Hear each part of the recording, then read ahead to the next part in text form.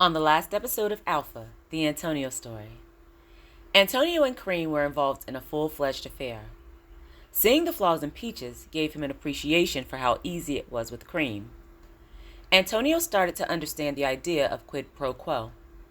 Knowing that he benefited from what the women offered to him, he understood that he had to offer something as well. With Cream, that thing happened to be money. It all went well until Peaches caught them having sex. She and Cream got into a fistfight. Antonio told Peaches that he was getting rid of Cream. He did not. Antonio removed Cream from the club and started paying her bills. The affair continued. And now, Chapter 15, Priorities. Narrated by Shandora Warren. Music by Epidemic Sound. When I think about it, I had the absolute worst luck. It wasn't just about the stuff that happened. It turned out that every misstep led to something that was even more consequential in the end. I can't touch on it right now because that would give it all away. But in the short version, every small thing opened the door for something bigger to happen. And even though I didn't see it at the time, all of those little things eventually added up to the one big thing. But that would be much farther down the line. I messed up. And when I messed up, it wasn't just consequential for me. It affected everyone. It was such a silly little thing. Peaches and I went to the store. I was smoking a little weed in the car, as I typically did. You already know what happened. We got pulled over. Not only did the car smell like weed, but there was also weed in the console. Peaches was driving. She pulled over and officers searched the car. They found it, of course. I was prepared to face the music. Surprisingly, Peaches claimed the weed. She didn't have anything on her record, so I was hoping they'd confiscate it and let her go. It wasn't even a lot, so it boiled down to simple possession of marijuana. But they arrested her. Peaches didn't stay gone, though.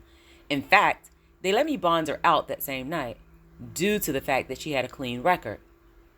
I asked Peaches why she took the charge. Her answer was simple. You've already been locked up, so you'd really go down.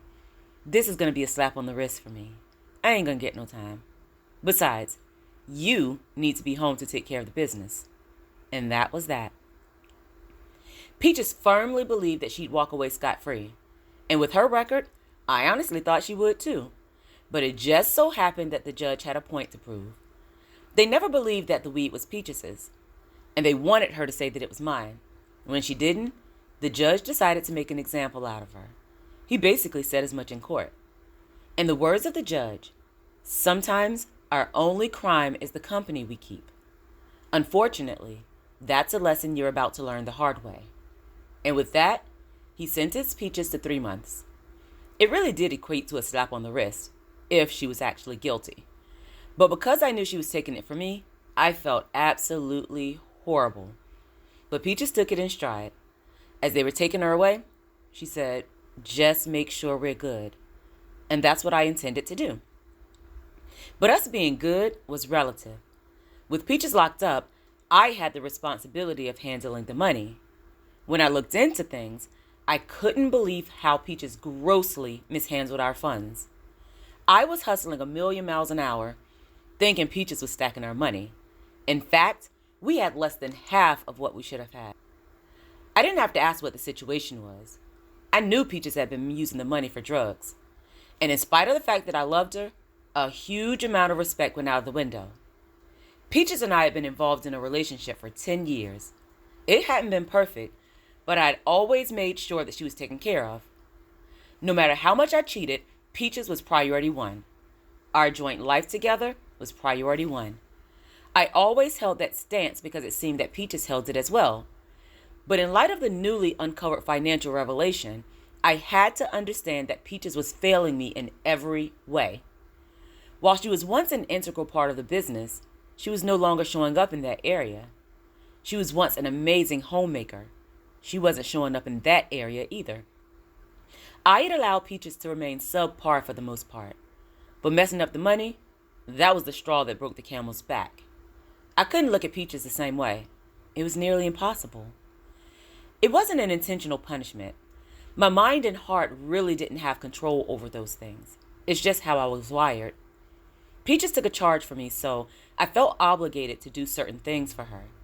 I made sure she was taken care of while she was in jail, but it was basically a financial thing. I set her books up nicely, and I made sure she'd have somewhere to come home to. But as for everything else, Peaches got the bare minimum. I only visited twice while she was locked up, and that's because she specifically asked. I let life go on as usual while she was away. And when I say that, what I really mean is I was with Cream. Here's where the story gets, well, I don't know if it gets interesting or troublesome. What I will say is, I didn't see it at the time, but it definitely led to some trouble. I was very self-aware. I knew what my strengths were, but I also knew where I fell short. I was an amazing leader and provider. I made solid decisions, and I could carry anything out. I was not, however, a man that was necessarily great at coming up with plans. I knew that about myself. I can honestly admit that that level of self-awareness is probably what got me into trouble. I realized that just having a pretty face or a nice body wasn't sufficient. I needed a woman with a good head on her shoulders. I needed someone who knew how to think and put things together. Not only did I admire that, but a part of me understood that I needed it because I wasn't necessarily great at it. Peaches had been that for me. I wasn't expecting Cream to step in and take over that role. I didn't need her to. At that point, Cream was just an escape. She was gorgeous, readily available, and willing to handle my sexual needs. I didn't need a plan. The strip club was up and running, and it was doing well. But because Peaches had messed the money up, I had to stack a little. And because I needed to stack, I had to chill on some of the unnecessary payouts. And Cream? Well, she was expensive. Remember I said that I started a series of lies? The first one went to Peaches. I told her that I had broken things off with Cream and fired her from the club. That was obviously not true. I told Cream to step away from the club for a while because of her altercation with Peaches, and I agreed to take care of her. Well, now it's time for the second lie. That one went to Cream. I never told her that Peaches took a charge for me. I never even told her that Peaches was locked up. I told Cream that Peaches was going out of town for a few months and that it was cool for her to return to the club. I'm not sure why I lied. I guess it looked kind of messed up to say that I allowed Peaches to take a charge for me. Either way, Cream wasn't really with that. After all, I'd been taking care of her for a few months. Who'd want to start back dancing after that? But I was honest with her, somewhat. I told Cream that I needed to stack some money. So I had to cut expenses for a little while. Look, I was a man. I was still going to look out for her, just not to the degree that I had been. But Cream was Cream, and cash rules everything around her. She wasn't about to let a little thing like that get in her way. So she told me she had a plan. And she had a plan. A lucrative one. Thank you so much for listening. Make sure to follow Shenny Tells a Story on Facebook and Instagram. I'd love to hear from you. If you'd like to purchase books by Shandora Warren, they're all available on Amazon in ebook, paperback, and some in hardback formats. Please like and follow this podcast and share it with your friends, family, and frenemies, because all relationships matter, even the toxic ones. Thank you so much for helping me create the world that I want to see. This is my 10th book. Oh yeah, you're welcome.